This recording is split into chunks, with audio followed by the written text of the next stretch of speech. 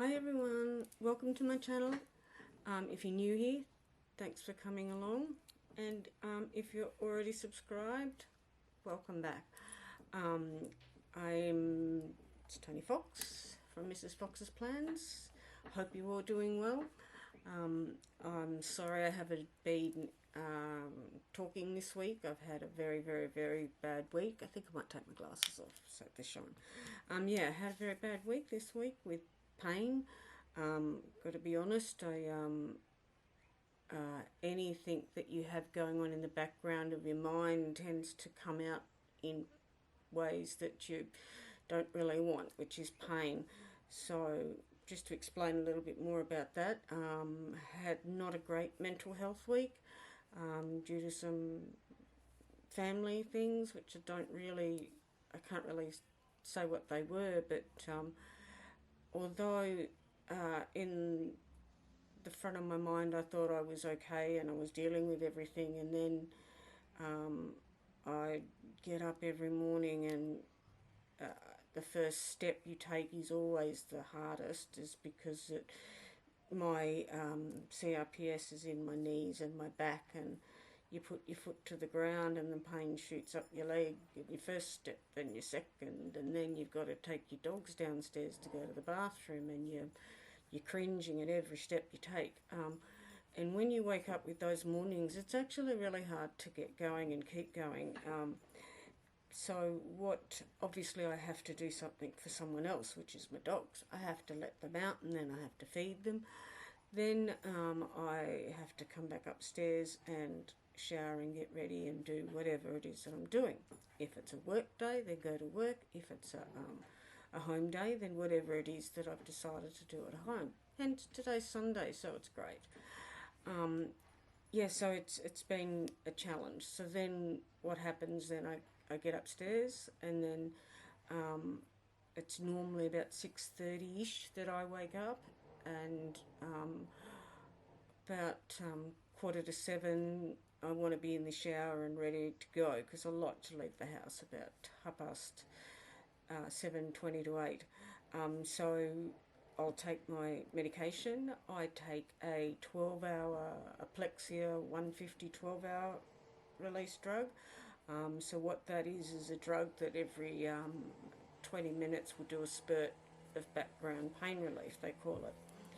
And then I'll take, I've got a disease modifying drug for my rheumatoid, and take my other medications, which I'm on at the moment. And then I will take an instant release endone, so 2 endone, and that is to give my pain a big oomph so that it's under control by the time I get to the office. So this is probably about 6:45, 7 o'clock, whether I've managed to have my shower first and then taken my medication. So when I say it's a 12-hour drug, I mean it's 12 hours and then it's all over. So then what will happen is I'll have my shower, I'll get ready, I'll be distracted and be okay. Some days just about crying going out the door, but I do it. Then I'll get in the car, and just depending on how bad the pain is as to the trip to work, I find that when I'm in a lot of pain, I tend to drive very slow. And I don't mean slow as in 10 kilometres an hour. I mean I'll just sit to the speed limit. I won't do anything, too radical on the road.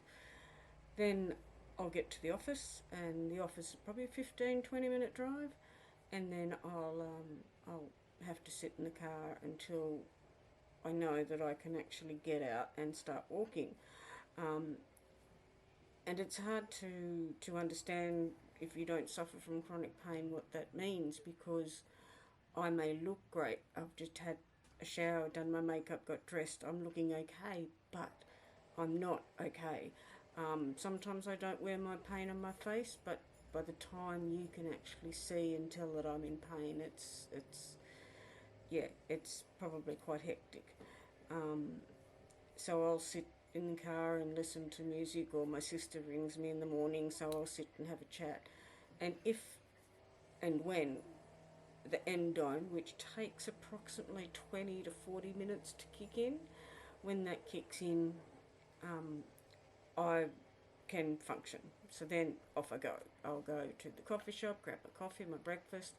I'll go and sit at the office and just slowly get ready. I don't start till 8:30, so I've got probably half an hour up my sleeve to get myself settled, and then I will work. So I generally will work between 2 to 4 hours. I sometimes struggle during the middle of that. I get this wave of pain, so to speak, and what that is and does is makes what's on the screen a bit blurry. So that means I need to get up and move. So what I'll do then is I'll get up and I'll go and make myself a cup of coffee, or I'll do some printing, or do something that actually gets me up off my desk, so that way I can try and help move whatever it is that's going on.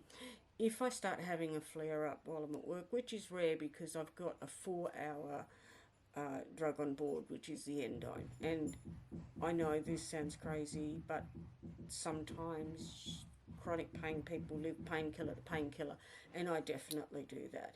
Sometimes I will not need anything in the afternoon. If I'm having a good day, I'll try not to take any more Endone during the day, because my doctors don't want me on that. Because my slow release in the background should be working. Well, sometimes that actually isn't working, so I have to actually reach for an instant release, reach for something that will help get me through the day, which is unfortunately Endone, and it's a narcotic. So anyway, then I'll get to do my work, then I'll get in the car. Sometimes I will take some Endone before I leave, because my 4 hour is up, just so that I can have a good transition in the afternoon.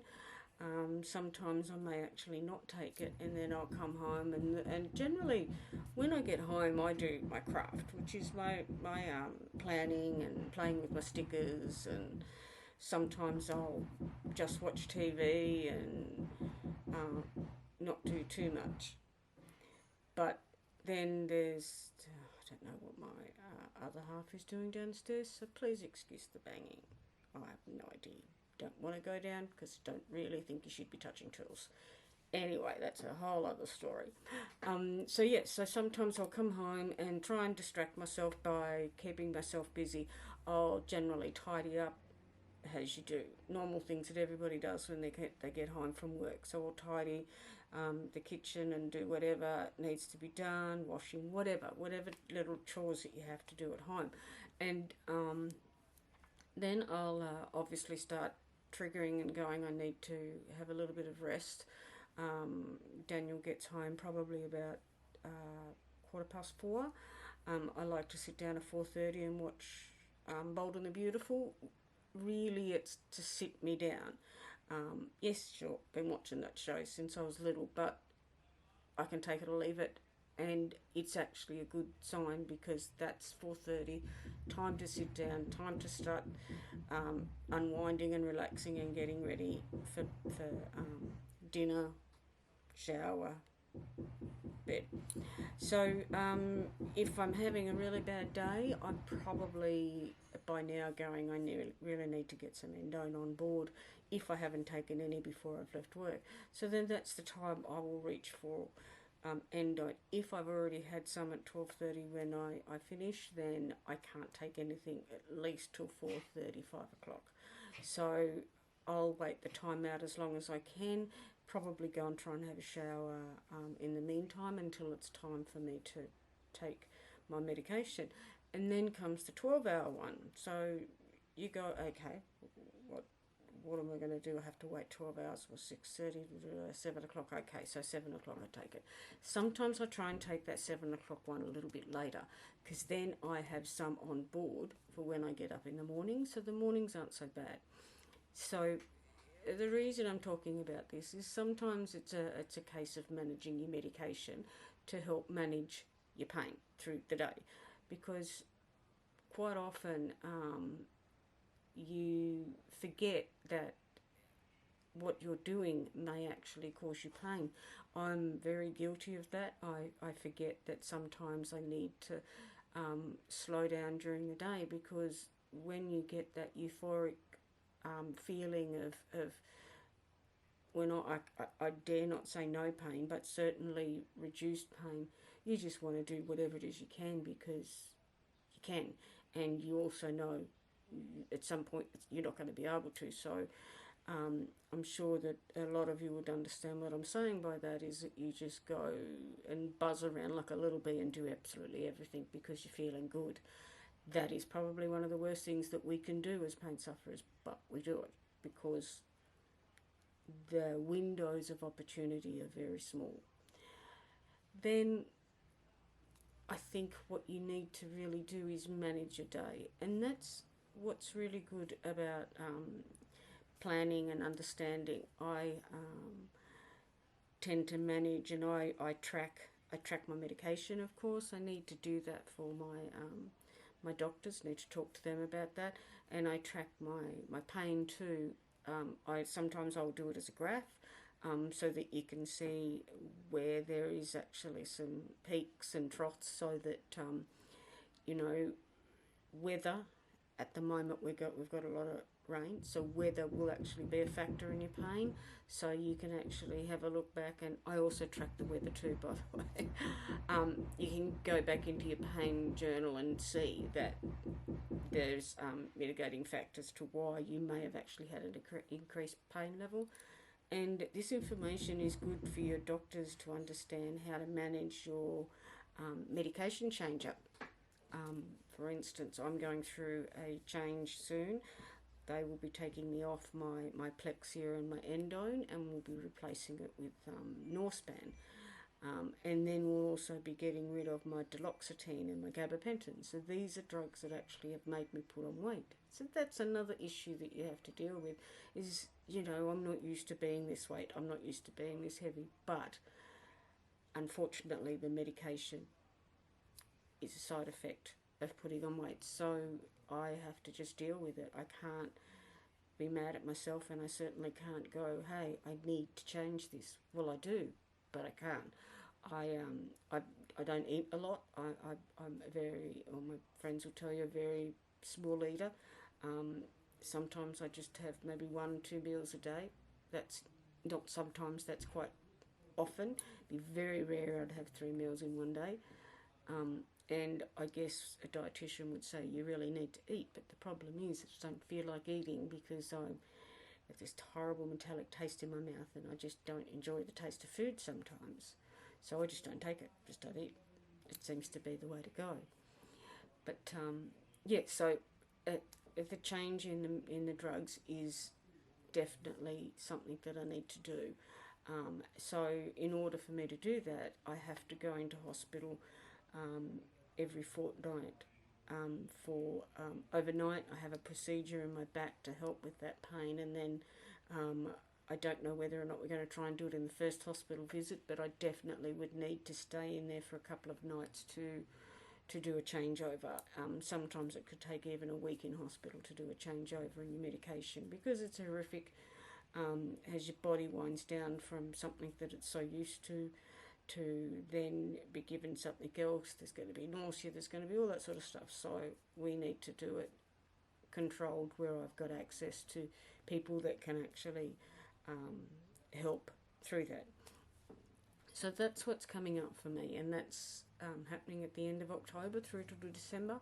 So I just thought I'd use today as a talk on medication and how you should manage your peaks and troughs. One of the worst things we can do is wait until the pain's horrific before we reach for that medication.